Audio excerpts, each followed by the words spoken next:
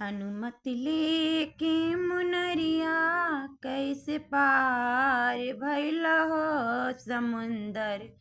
रहल बड़ा लंबा कैसे पार भइल हो। हनुमत कइले प्रणाम पूछ सिया जी से हाल। सिया आखिया में आंसू भर के भइली उदास।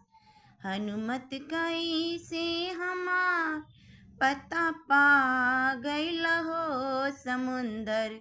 रहल बड़ा लंबा कैसे पार भइल हो। सिया पूछे हर साई कैसे बाणे दोनों भाई। हनुमत ध्यान तब लगाई सारा हलिया बताई। तू पूछ दिए ना जला दिहल हो समुंदर। रहल बड़ा लंबा कैसे पार भइल हो। पापी रावणी अत्याचारी छल कैले बड़ा भारी।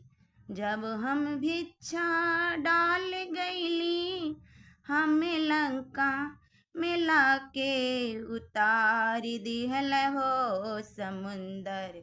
रहल बड़ा लंबा कैसे पार भइल हो। प्लीज़ कमेंट करके बताइएगा कैसा हम गाए हैं। लाइक एंड सब्सक्राइब।